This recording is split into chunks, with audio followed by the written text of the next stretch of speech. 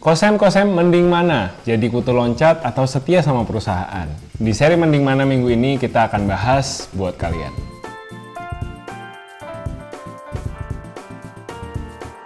Hai guys, welcome back to our channel. Kembali lagi dengan Samuel dan ini istri gua Claudia. Kita pasangan suami istri kantoran dengan pengalaman kerja kurang lebih 10 tahun dalam perjalanan menuju financial independence. Di channel ini selain kita update journey kita menuju financial independence by umur 35, kita juga akan sharing-sharing aneka tips seputar adulting, personal finance, keuangan, dan lain-lain. Jadi kalau kalian suka dengan konten-konten yang ada di sini, jangan lupa untuk subscribe dan nyalain lonceng supaya YouTube bisa kasih tahu kalian kapan ada video baru lagi dari kita. Sebelum kita mulai video hari ini, kami mau kenalin dulu aplikasi yang bermanfaat banget untuk mobilitas kalian, yaitu Sharecar. Sharecar adalah aplikasi untuk sewa mobil tanpa kunci. Jadi buka mobilnya cukup pakai aplikasi aja, nggak usah pakai kunci mobil. Lokasi pickup mobilnya sudah tersebar di beberapa titik di Jabodetabek dan Bali. Setelah selesai sewa, langsung kembalikan ke tempat pickup awal. Jadi, kamu bisa langsung pilih aja lokasi yang paling dekat dengan kamu. Tipe mobil yang disewakan juga bermacam-macam.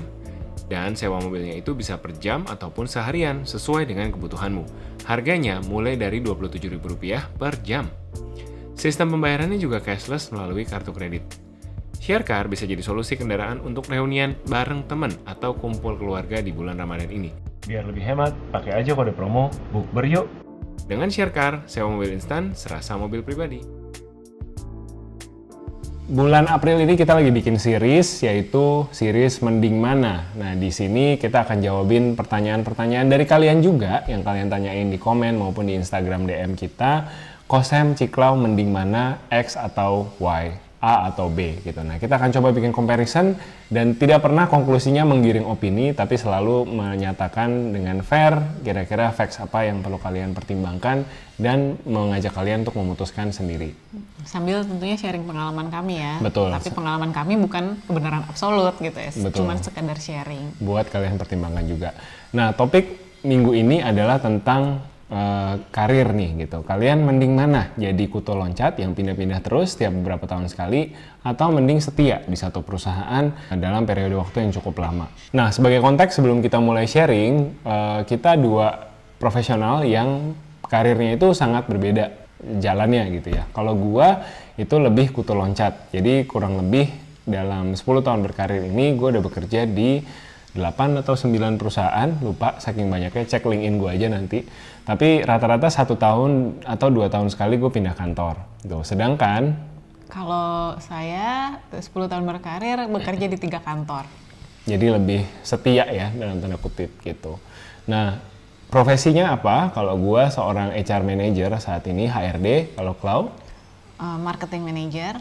Nah, jadi kalau kerjaan gue lebih back office, lebih support function. Kalau Clau lebih ke front office-nya ya, frontliner gitu, marketing. Nah, jadi dalam perjalanan karir 10 tahun ini, meskipun journey kita berbeda, bisa dibilang kita relatively quite successful lah dalam perjalanan karir kita. Gitu. Sama-sama duduk di posisi manajer, kemudian sama-sama ada portfolio bekerja di company yang lumayan dan punya jabatan yang cukup lumayan juga. Kalau mau dibilang mana yang lebih successful, nah kita juga pengen dengar dari kalian sebenarnya, sambil ngajak kalian sharing hari ini, approach kalian sendiri seperti apa tentang karir. Oke, beberapa hal yang perlu dipertimbangkan untuk terus stay di satu perusahaan atau pindah. Yang pertama adalah internal career opportunity dan politik dari kantor kamu itu sendiri. Jadi ada beberapa perusahaan itu yang memang sudah jelas career path-nya gitu ya. Jadi misalkan kamu kerja by berapa tahun, kalau kamu KPI-nya oke gitu ya, otomatis naik tingkat. Tapi ada juga perusahaan-perusahaan yang promosi atau naik tingkat itu ya ada kuotanya gitu ya. Jadi dalam 1 tahun tertentu misalkan mereka cuma bisa punya 3 manajer katakanlah. Jadi ya mau kamu KPI-nya sebagus apapun gitu, seperform apapun, kalau memang manajernya masih ada 3 ya kamu nggak akan bisa dipromot gitu ya.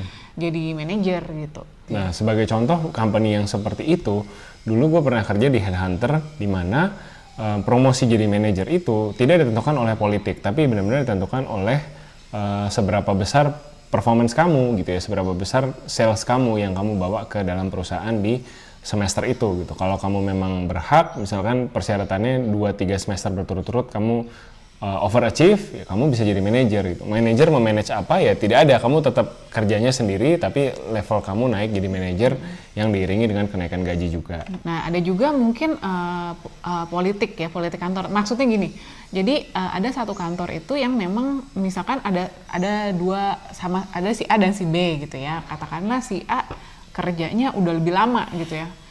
Tapi performnya KPI-nya biasa-biasa aja. Si B baru masuk, tapi dia KPI-nya bagus. Nah, terus kebetulan ada opening untuk promosi. Yang mana nih yang dipromot gitu kan.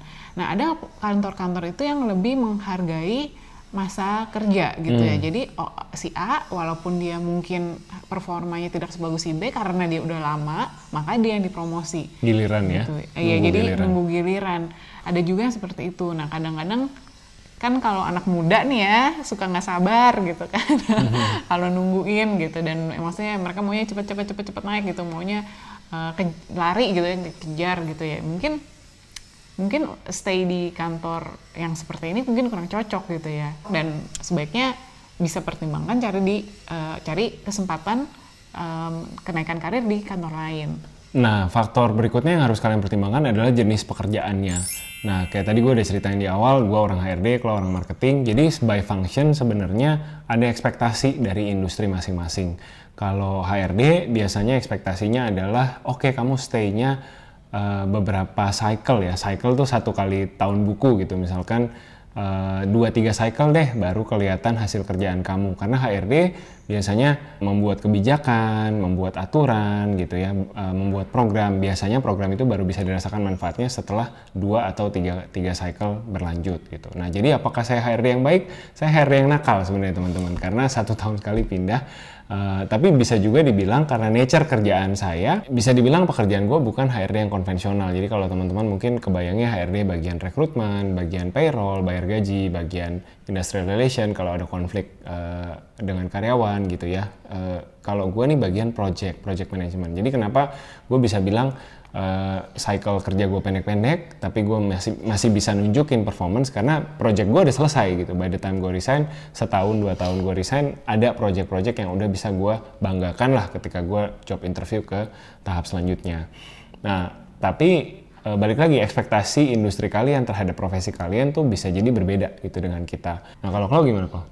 Oke, nah untuk function frontliner gitu ya, misalnya seperti sales atau marketing, itu kan sangat gampang dinilai ya. Kan kalau sales ya tinggal bisa lihat gitu kan jualannya laku apa enggak gitu, secepat itu gitu penilaiannya. Marketing juga sama gitu ya, kalau kita bikin campaign, iklannya sebagus itu nggak, orang-orang pada ngomongin nggak, terus abis itu jualannya jadi naik nggak gitu. Jadi kan sebenarnya gampang banget menilainya gitu. Jadi ya cepet gitu, kalau misalkan jualannya jelek ya bisa langsung di-cut gitu ya. Kalau misalkan jualannya bagus ya bisa langsung dinaikin, dipromosi gitu. Jadi sebenarnya lebih cepat aja gitu membuktikan kamu itu bisa kontribut atau nggak ke perusahaan gitu. Dalam kasus saya sendiri selalu saya mendapatkan internal promotion gitu ya. Mungkin ya karena itu ya, karena cepat itu dinilainya gitu. KPI tahun ini kamu achieve nggak, bagus nggak gitu. Kalau emang bagus ya udah langsung dipromosi gitu.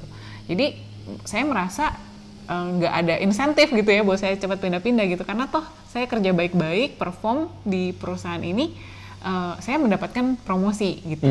Nah, faktor berikutnya yang kalian boleh pertimbangkan adalah faktor industrinya.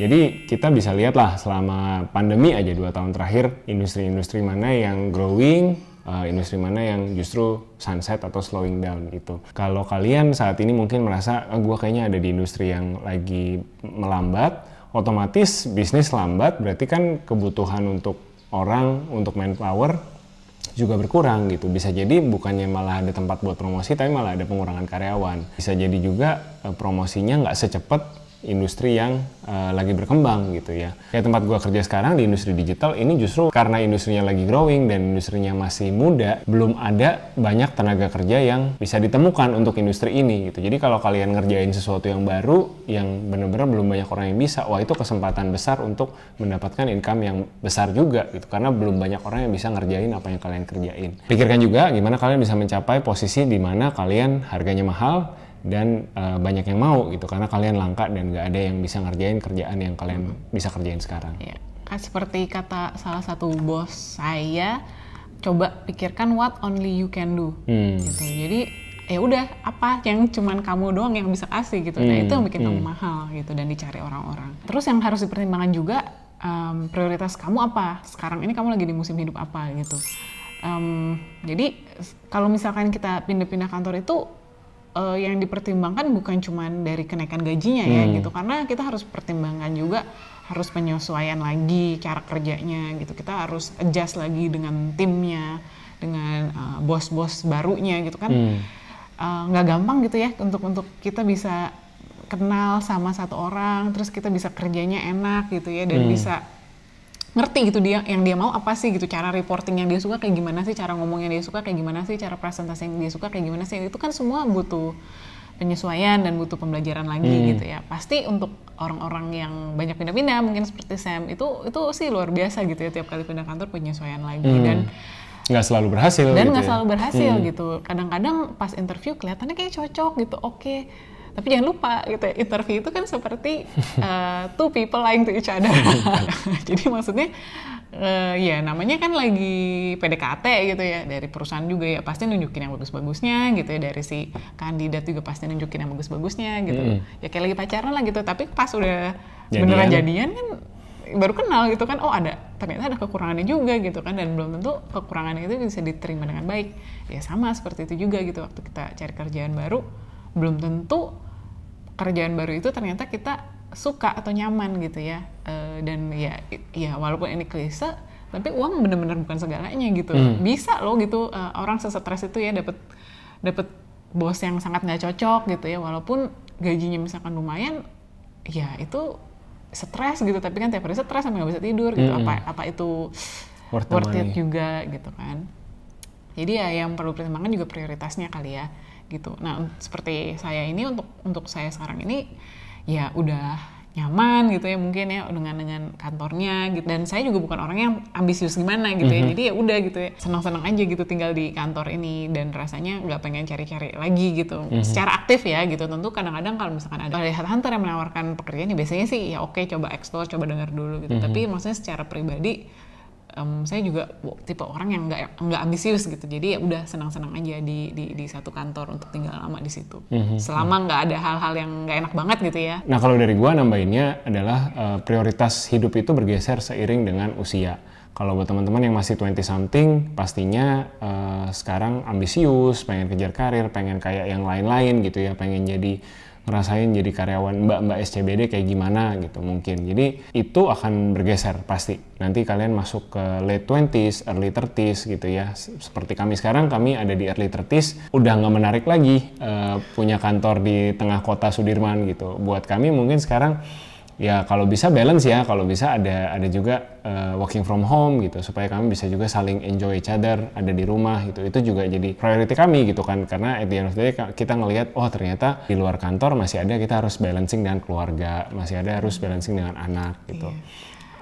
Buat sampel aja gitu, salah satu hal yang aku enjoy karena aku bisa working from home adalah aku bisa jemput anakku naik sepeda gitu. Tiap sore aku bisa jemput dia dari daycare.